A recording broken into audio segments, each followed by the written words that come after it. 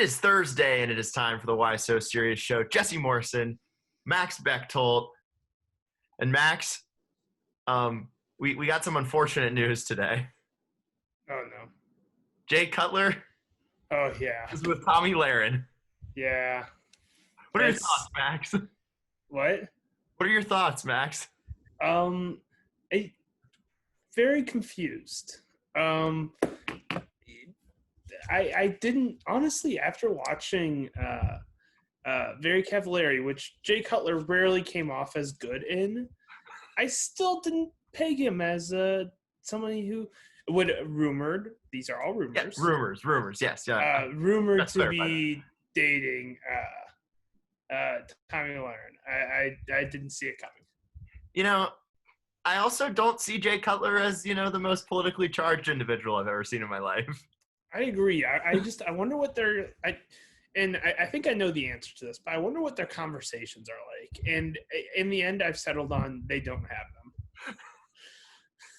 Maybe this is I've watched enough Very Cavallari to know that they're probably not talking a lot. Yeah, and Jay Cutler's 37. He's at that age. I'm not saying that, I'm just gonna say it. Maybe it's like a midlife crisis relationship, rebound after or while he's still going through the divorce. I don't know. They're not together. I'm not sure they're officially divorced yet, but maybe it's just one of those like random weird celebrity relationships that's gonna last 3 months. It's a weird relationship. This is the weirdest celebrity relationship I can remember. More than what was it? Michael Jackson and Elvis's daughter was really weird. No. That's a while ago. Yeah, it was. But it was before our time. But I just know that that's what people say. But Max, have you caught up on Hard Knocks at all? No. Well, okay. I've been busy with other stuff. Yeah, playing PGA Tour 2K21. I mean, yeah. So yesterday, like I predicted, the second half of the episode was really good. It focused on how the Chargers decided to skip practice, skip their scrimmage in SoFi Stadium, and instead speak to the media about social injustice. So it was what I predicted the rest of the episode would go like. And it was really cool, and it was really cool to see Tyrod Taylor, as kind of the leader of the group in this, because he's a former Hokie. So I gotta give him extra praise where praise is due, because I gotta rep my Hokies. Yeah. Whose jersey is that today, by the way? Chris Borland. Oh wow, he retired. Yeah, after one season. I'm pretty sure. Don't quote me on this. I'm pretty sure he won Rookie of the Year, Defensive Rookie of the Year, and then retired. I believe so. Now he just goes around and does interviews about how football's terrible and how he doesn't even watch it anymore. I mean, he's right. Yeah, but like, how do you not watch football? It's a fair question. Like, and that's like the crazy thing is it's like, obviously, like he's very well educated on it stuff, because like literally nobody like went harder and more reckless with their body that I can ever remember watch play football than Chris Borland. I have someone, my friend Jordan Simone. Oh yeah. I think he said there's parts of his body that he can't feel anymore. That's every football player though who like plays for long enough. Yeah, he had. I think he said other than like kickers. He had like 3 or 4 concussions, shoulder surgeries. He blew out his knee on Seattle in preseason. That kind of ended his career. Yeah, now he's got a good career in broadcasting. So props to my guy Jordan. We should have him on the show. Yeah. All right, Max. Well, can I get, before we go into our next topic, I want to get your Zach Hampel impersonation. What's up, guys? This is Zach Hampel. I am out here at Miller Park. This is going to be a tough one today. There's going to be no batting practice. They had a late game last night. We've got an afternoon game today, so there'll be no batting practice. So I'm probably going to have to rely a lot on toss-ups and a lot on my special spot up by the press box here. So let's get started. There we go. All right. Well, Zach is not having the best season as we could probably imagine with no fans. But it's honestly created some of his best content of all time. I'd imagine. I haven't watched any of it, but I'd imagine it's good. And his latest video, he is running around the parking lot of Citi Field trying to get a baseball. And That's awesome. I'm gonna share my screen and just show you my favorite moment of it real quick before we go any further. Here it is. He's outside Citi Field. He's yelling at the bullpen guys, which are up here, to throw him a ball. And I guess they hear him. Here's the first one. This is my favorite sound ever.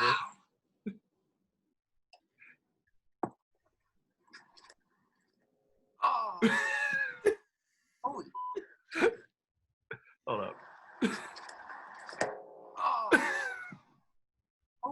Should I make that a show sound? Yeah, I think so. So where are you on your Cardinals fandom? Are you still watching like every game? Yeah, I'm watching almost every game. It's become a little bit tougher now because I've got classes at like 9 o'clock at night every night. So that like coincides right with like the 7th inning and stuff. But yeah, I'm watching them a lot. Yeah, that's tough. You got to turn off that 3-3 tie in the 7th inning. Yeah, they've been scoring a lot recently. Is that 3-3 tie in the 7th inning really hard to turn off? It is. They've been scoring a lot recently, though. They had a couple of games in a row with like 7 runs, and then they scored 16 a couple nights ago. They might have actually won the Goldie trade, which we didn't think they did. I mean, let's just be honest, they did. Yeah, I mean, he's been very. What is he hitting? 350. Yeah, and like at one point he had 7 straight at bats. I think that he reached base or something. He was like 3 shy of the Cardinals record. Yeah, he's good, and I think he's actually going to age well, which people didn't. Even like last year, he hit like 280 with 30 home runs last year. Like that's still good. He's great defensive first baseman. Drove in 97 runs. He's just extremely not compelling and a very boring. He's like the worst interview you've ever heard in your life. Like the Cardinals, though, went from having the most errors at first base 2 years ago to having the least last year in 1 year with Goldie. Who was their first baseman before him? Matt Adams. I love Matt Adams. Not a fan. Yeah. I mean, he's fine. He was a solid pinch hitter when he pinch hit, and then they had him be an everyday first baseman. That didn't work. But, yeah, they went from having also the worst defensive infield to having the best last year, statistically. So, is Matt Carpenter having a bounce back season? Because I like him. Here's my thing about Matt Carpenter. I like him too. I don't know why they put him at third base, because I think a 6-year-old could make the throw from third to first better than he can. And it's so sad to watch because every time he has to make that throw, he has to wind up so much to make that throw from third to first, and it still is just like lobbed in. Like I think I could almost beat out his throws from third to first. I mean, I don't know why they keep putting him there. I haven't watched him play too much in the field, but I just know that he has the capabilities of being an MVP with the bat, but can also. I mean, that's years ago, though. I mean, like 2 years ago, they were mid-season. They were talking about him being MVP. Yeah, because he hit 36 home runs on a 220 average. Also, the biggest example of the ball being juiced is Matt Carpenter hitting 36 home runs. It really is, because the year that he came in 4th for MVP, he hit 11 home runs. Yeah, so I have a bunch of theories on this. Either the launch angle thing has just gotten way out of hand. They're all figured out some sort of steroid that they haven't discovered yet. Yeah. Or the ball is juiced, which has the most evidence right now because they literally like examined the baseball and it is wound tighter than it's been, in previous seasons. So, and especially during the 60-game season, of course they're going to juice the ball. They need the intrigue. But he's having an okay year at the plate. I think he's hitting like 260 something. Has a couple home runs, like having a decent year. Like that's the thing that is going on with a lot of the Cardinals is they're just having like decent years, like better than last year, because last year their offense sucked. I don't know how they made it all the way till the NLCS with their offense, because it was just absolute garbage. Yeah, it was just absolute garbage. But like Colton Wong having a nice little bounce back season at the plate, Fowler having a decent little season at the plate, Carpenter having a decent season. Like everyone's just playing fine. Yeah, that's how the Cardinals do it. Everyone plays fine, and then they get to the World Series. I'm really digging this Brad Miller guy, though. Brad Miller? Like the former Seattle Mariner shortstop is on the team? I have no idea. We have Brad Miller, though, who is just absolutely balling. No, he's a hitter. Oh, yeah. He's playing DH for us this year. Yeah, Brad Miller. I thought he was washed, dude. Oh, he's having a really nice season. He started off coming off the bench, but he's worked his way into the everyday lineup now. Wow. Yeah, Brad Miller. He total journeyman. This is his 8th season. He's been with Seattle, Tampa Bay, Milwaukee, Cleveland, Philadelphia. 333, 464 on base percentage. I mean, he did hit 30 home runs in 2016 with the Rays. Yeah. He's having a nice year. He just absolutely obliterated the Reds this week. He had like 4 home runs this series versus the Reds. Like you could just like toss a bunch of names in a hat this year for MVP and just pull it out, and you're like, yeah, that one works, because everyone's gonna like. There's no midseason slump. Earlier this year, because Fowler was looking really good like through the first 3 or 4 games, and my dad like had a total like brain whatever, where he forgot that it's only 60 games. So he's like, man, if we could get 20 home runs out of Dexter Fowler this year, that'd be huge. And I was just like, 20 home runs? It's like it's a 60-game season. That's like on pace for like 50-something in regular season. That's like when I asked you if it would be a good crowd turnout at the LPGA event. Yeah. Like, I mean, you just sometimes have those lapses, like where you get too used to sports being back. Yeah. You're like, oh, the crowd's gonna be great tonight, and then you're like, oh, wait, COVID. Yeah, he was like 20-some home runs. I'm like, Dad, if he gets to 10, that'd be unbelievable. Like the league leader's gonna have like 24, maybe. That'd be a lot. 24 for there's 60 games right now of like 13. The league leaders have like 13. So we'll see if like in the next half of the season they can match that. We're like already halfway through the season. We're over halfway through the season. That's the craziest thing. It feels like it started like a month ago, which it did. For you. Yeah, I know. But in like last 3-game series, and then you guys went on the Team IL for 2 weeks. Yeah, and now we're playing like 9 games a week because we're playing doubleheaders all the time. We've talked a lot of baseball, Max. I know. I'm watching baseball. This is maybe the most continuous pro sports I've watched outside of the Rams in years. I would say is me watching the Cardinals right now. Big question for you though. Mm-hmm. We'll just go into this and then we'll go into movies with Max. Big question for you though is, did you watch the debut of FBS football tonight? I believe we had University of Alabama Birmingham versus, again, Central Arkansas. And there was a big positive out of this game. Central Arkansas has played already, and they did not test nobody tested positive. So far, it looks like it's working. We'll see, but it looks like it's working. What do you think? It's not going to work. Well, I mean, I'm sorry to say it. The Pac-12 is going to pull it off. Sure. I mean, we'll go with that. I honestly do. That's the sad thing about this is the Pac-12 was probably the conference that was best equipped to pull it off, and they're one of them that was like smart enough to be like, yeah, we probably can't. No, but have you heard the recent news today? Did you see my article? Yeah, I've seen it. Yeah. Okay, so I'll give some backstory because I wrote an article on this. It's probably the biggest sports news of the day in my opinion. I mean, there's other stuff, but biggest sports news of the day in my opinion is that. So the Pac-12 and this company, I forget their name. I wrote about them. I just blanking on it. It's a difficult name to say. But they have agreed to do this FDA-approved rapid testing thing. And these tests get back in 15 minutes, max. So basically what that says is that you can basically contract. I guess you can. It's hard for me to understand because I'm not like a scientific person. I kind of just focus more in my article about how like, what the league said about, is basketball, is football going to play before January 1st? And they are considering it, which is awesome, I think, because they will look so good. The optics will look so good if they can do this safely. Get it, nice time period where they're not like going far past January.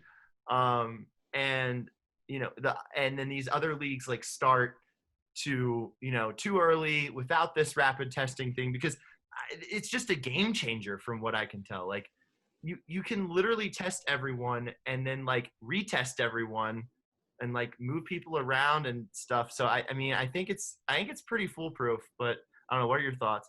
I do think anyway the Pac-12 and Big Ten are going to play at some point before January 1st.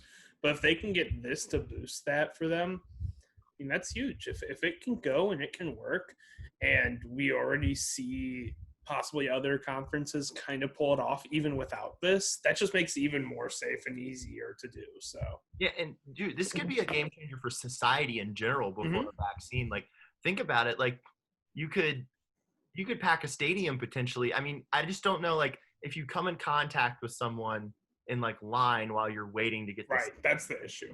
But it'd be better if you. Yeah, that's going to be tough to do because you can't control if people are going to show up with it and stuff like there's just a lot of variables to it. Yeah, but you could also do the thing that ASU does, which they basically pack a gym kind of full of people with markers all over, because I've gotten my saliva test done twice now. And you wait and you sit, like they give you the test, they give you a wet wipe, and you sit down, you take the test, you wipe off your seat, and you move along. So like if they did that and like had something at like right where the entrance of the stadium, you could pack a stadium. Like this could totally change things pre-vaccine. But also we've heard that there might be a vaccine coming November 1st. So who knows? We might there's a high chance that life gets back to normal soon, but there's a high chance that it doesn't. So correct. Basically, it's the same situation we've been in for months, where nobody knows. I would say it's a little more promising. I mean, it might be more promising, but it's still the situation. But you see, I'm not even sure it is, because like think back to like April. You're like, oh, in a couple months, like people will take this seriously enough and we'll be out of this and stuff like that. And now it's just like sitting in that. It's just like, yeah, we need to wait till vaccine. Yeah, but I mean, I thought that from the beginning, and they were like, "Oh, the vaccine's not going to come till March," and then I've started hearing like maybe the vaccine will come earlier than that. The earlier vaccine stuff is promising. Hopefully, yeah, it pays definitely. Off. That's the most promising thing. But as far as getting sports back safely maybe without fans, I think this testing thing is going to help. We'll see how it works. Well, if it really does improve things, because like Major League Baseball has they've been able to pull it off, but it's been nothing short of a disaster. Yeah, it's been rocky to say the least. Yeah, so like, and they can't do that with college athletes. Well, no. they are, but except for the conferences with the brain. Correct. Which are our favorite conferences. Yeah. I'm a huge ACC fan. Yeah. All three of my college teams are in conferences that are not playing. So you excited for Dabo to the Jags? That thing? You not heard about that? No, I So have you've noticed that the Jags are trading all of their best players because they think. Oh yeah, they're totally tanking. Yeah, they're tanking for Trevor, and there's word on the street. I saw some rumors like Dabo to the Jags with Trevor.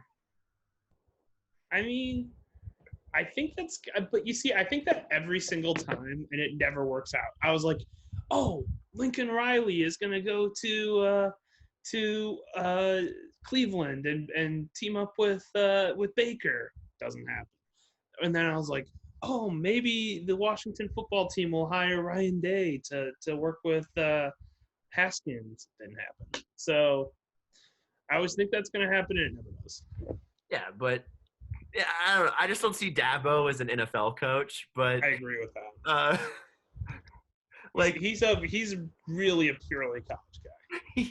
he's the most college coach because the might be most religiosity of college coaches is on another level from NFL coaches.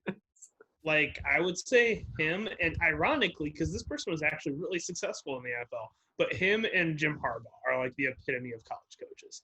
And Pete Carroll, honestly. I think Pete Carroll has adjusted enough to be more of an NFL guy. Yeah, but he's still a rah-rah college coach. He is, but like I feel like he's enough of a like there's certain kind of personalities that do and don't work in the NFL, and Pete Carroll is one of them that does. I don't think Dabo will be. No, I think Dabo will try, we're going to the ship, and they're gonna be like, nah. Yeah, exactly. like Pete Carroll has adjusted enough, and like really helps that he got a really corny rah-rah guy at quarterback for him, and so like they go really well together. Like honestly, you can't get a better like combo of quarterback coach personality than Pete Carroll and Russell Wilson. So is Pete Carroll? I'm putting this on the poll. Is Pete Carroll and Russell Wilson the corniest combo in the NFL? I mean, I'm trying to think of another one, but I can't. Sean McVay and Jared Goff. No, Jared Goff is the least corny person ever. Jared Goff is like if you hear 3 words out of Jared Goff, that's a lot. But he's still amazing on Hard Knocks.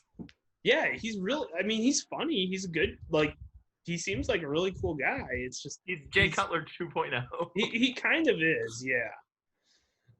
He doesn't say much, which is like weird because like he had this like hype around him when he was coming out before anybody knew who he was and stuff. Where it was like, oh, he's the golden boy from California who's got the LA personality and will fit perfectly there. And then like he got into his interviews at the combine and stuff, and everybody's like, oh, this guy's really boring. Did they expect a Cal quarterback to be like? I mean, I guess Aaron Rodgers is interesting, but like, yeah, and like he's from California. He's kind of got the look of a like kind of California surfer guy type of thing, and it didn't work out that way. I feel like that's such a stereotype, though. Like it is. Like people just automatically think the California person's just gonna be cool. Yeah, everybody's like, oh, he's gonna have the swagger to be like the quarterback, and it's like, no, he doesn't. It's really funny. All right, well, you saw a movie today. Let me play your. I did. It's time for everyone's favorite segment. Well, kind of. Life moves pretty fast. You don't stop and look around once in a while, you could miss it. There are no 2 words in the English language more harmful than good job. It always have action. Here's Movies with Matt. Hey, Jesse, I guess. I don't know. There's only 2 of us. Second straight day. You just had me. Yeah, I saw a movie today. So first, before you review the movie, yep. How did the theater do as far as accommodations? I thought the theater did really well. They, obviously, Wisconsin has an indoor mask mandate for all indoor buildings. The entire state does. So masks aren't an issue anywhere. You know that you have to wear them anyway. And so, yeah, I went all suited up. I had my mask on. I had gloves on. I had like wipes with me so I could wipe down the seat, wipe down my bucket of popcorn and stuff. I had a big full thing of Purell. So I had all of my stuff ready. I went in. The concession lines, they have you enter this way and exit this way, and they're pretty far apart. They have all the like X's on the ground for where to stand and stuff. And they had a lot of employees there to enforce it, make sure everybody was following that. And then the seats that were sold were very distanced out I would say the whole day, I don't know if I came within probably 8 feet of anybody other than employees, and the employees were behind the plexiglass thing. Nice. So I would say I didn't come into direct contact with anyone within 8 feet, I would say, the whole time. So I thought they did a really nice job. I wouldn't like rush out to see just any movie. It'd have to be one that I was like intrigued and really wanted to see. I'm not gonna go risk it for New Mutants, which is out now and is apparently terrible. Like I'm not just gonna go see that, but I would go.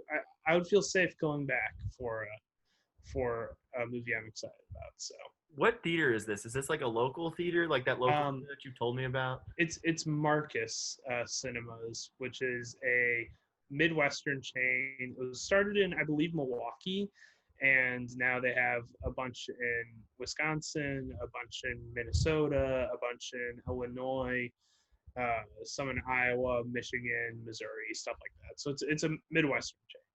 So And you they do a might great know job. you might know what I'm talking about before you get into your movie review. I Yeah, heard that there is a Midwestern video store that is booming in like the Chicago area. I have no You idea. don't know? Because were you a Hollywood Video or Blockbuster person back in the Blockbuster, but once Redbox then came, that was a game changer. I stopped going to Blockbuster after I discovered Redbox. Redbox still doing pretty well. Yeah, Redbox is not a bad option. No, It's- it's like nothing's it's on definitely- Netflix, so let's go get a Redbox. Yeah, like, and it's like a fun thing to do. It's like you're at like a convenience store or something. It's like, oh, hey, there's a Redbox. I'll just go grab a movie. Like, I like Redbox. Yeah, they got a bowl game. Yeah, It'd be a good NASCAR sponsor. yeah, I agree. Drive around with Redbox on your car. I drove the Redbox number 44 Ford today. Yeah, like I think that'd be good. Redbox is cool.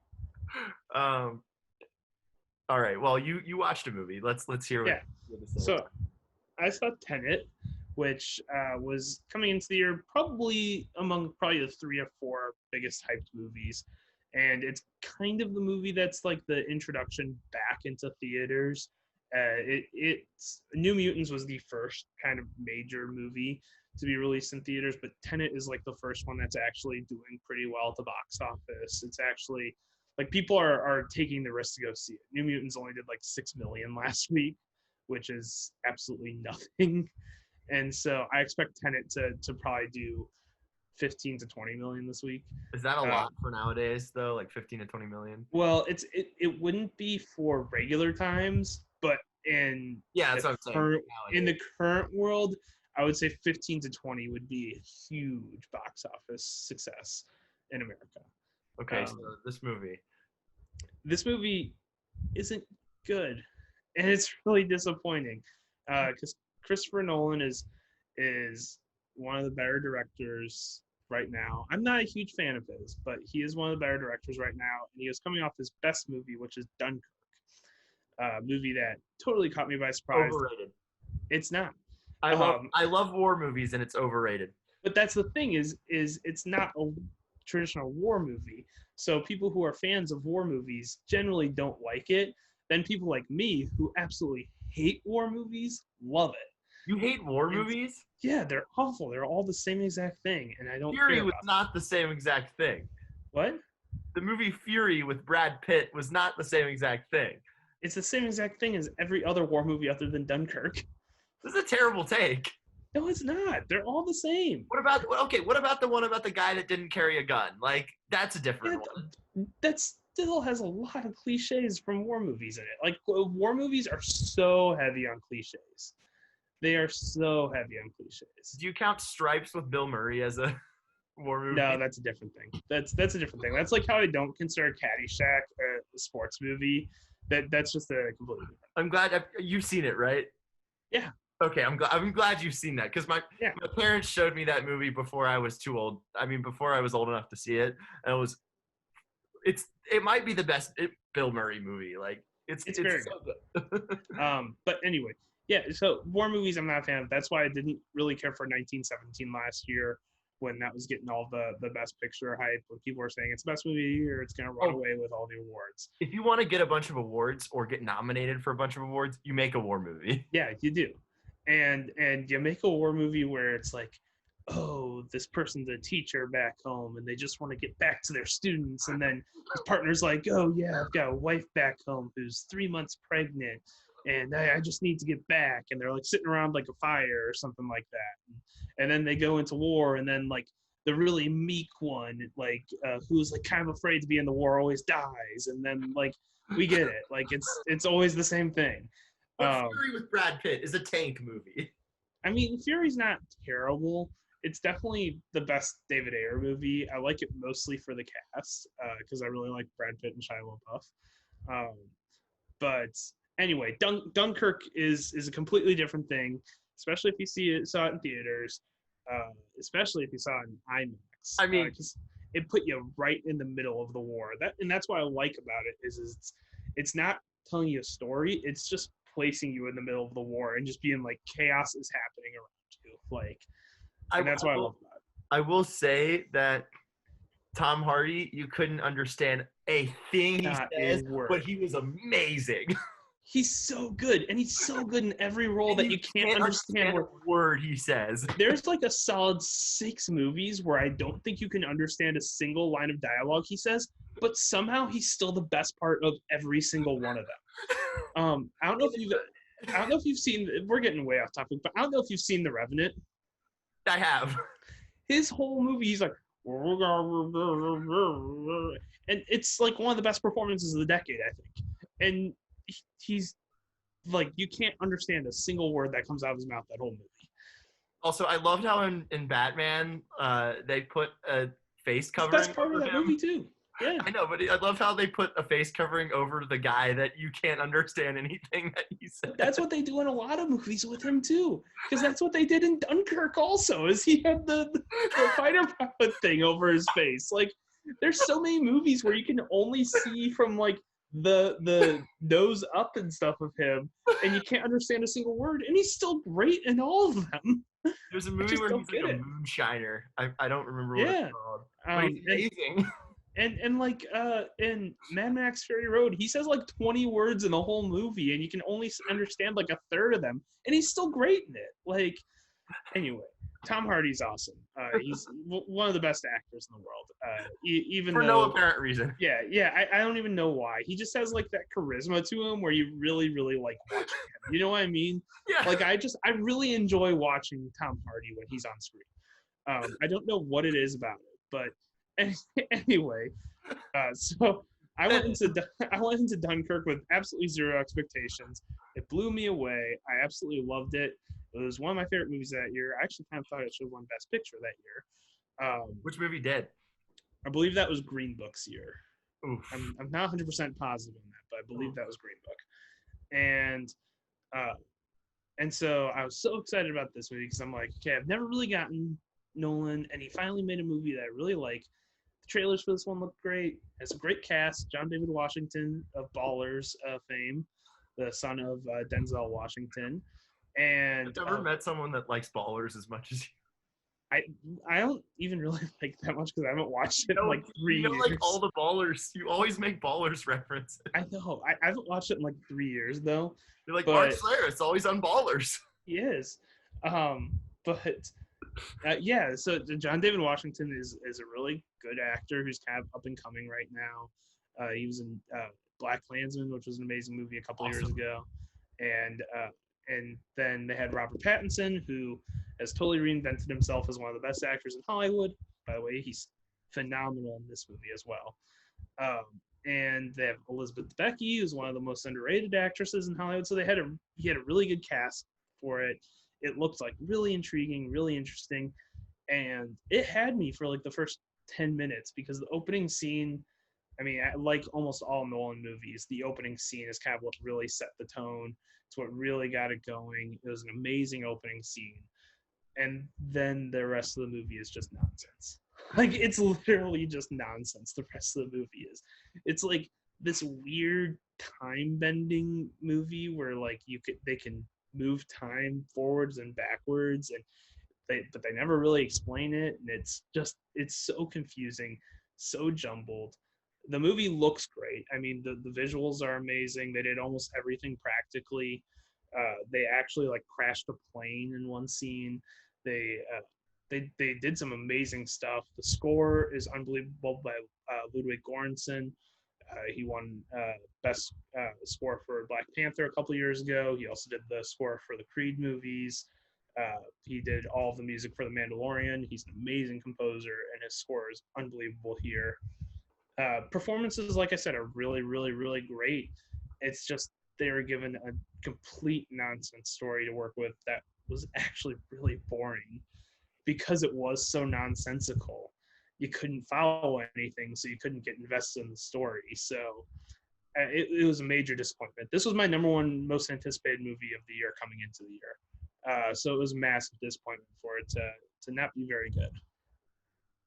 All right. Well, one kind of 1.5 more topics left, and the first one is I'm just gonna say that because I'd like to mention it. The Clippers beat the Nuggets today in Game 1 of their series, 120-97. That doesn't surprise me. They're gonna wreck Denver. I think they might sweep them. And then the Raptors, I think they won. Was it OG and Anunoby? OG and Anunoby, yeah. Yeah, who got a game winner? Yeah, hit a shot I don't know with 0.5 seconds left. Yeah. I don't know if I'm Did you see pronouncing it? his name right, but Did you see that shot? I did not know. Oh, it was amazing. Okay, yeah, That's got to be one of the best game winners I've ever seen. big news day regarding Pac-12 sports, so that was kind of my Yeah. focus for today. But then that transitions me to my next 10 numbers that I'm doing. The greatest player at the number. Jeremy and I came up with this. Number 21, Tim Duncan. Ta-da! Number 22, Emmitt Smith. Cowboy. Sure. Number 23, this one's easy, Michael Jordan. Da-da. Number 24, Kobe Bryant. Da-da. Number 25, Barry Bonds. Da-da. Greatest baseball player ever. 26, Wade Boggs. Da-da. 27, Scott Niedermeyer. Da-da. You got to say it like a hockey announcer. Niedermeyer. I've never heard of that person. Number 28, Adrian Peterson. Da-da. Even though he wears 26 now. Yeah. Number 29, Eric Dickerson. Da-da. And number 30, the greatest shooter of all time, Stephen Curry. Da-da. Mhm. All right, that let me update the polls real quick. Oh, I gotta get a little bit of Big Brother in right now. Okay, Big Brother, go. Big Brother, it sucks. I hate it. That's it? Yeah. Okay. All right. Well, we got. If Valerie was here, she'd know exactly what I meant by that. But We got some polls. We got yesterday's polls. Do you know who Winnie Harlow is? 73% yet. Of course. Does it surprise you that Max is watching recent Backstreet Boys videos? That would be 70% no. Is the 3-3 tie in the 7th inning a tough one to turn off? 67% yes. And is Russell Wilson and Pete Carroll the corniest combo in the NFL? That would be 100% yes. yeah, I was gonna say, who would say no to that? I'm trying to think of another one, and it's just like, who would say no to that? Brady and Arians? No. I'm trying to think. No. That's the thing. There isn't one. Yeah, there's not really. You're right. What about Matt Stafford and his coach? Matt Patricia? I don't know if I'd call him corny. No, not at all. Yeah, I don't know. He's just, I don't know. All right, well, follow us on Twitter at the letter Y. And then Ooh, John Gruden and Derek Carr? Is Derek Carr? Oh, 100%. Derek Carr's super corny. If you watched Okay. Fox last year, super corny. Okay, that might be it, because Gruden's kind of hard to top on the corny scale, so. All right, follow us on the letter Y and then So Serious Show on Twitter. And one more show this week, tomorrow, and then we might be off Labor Day. I don't know.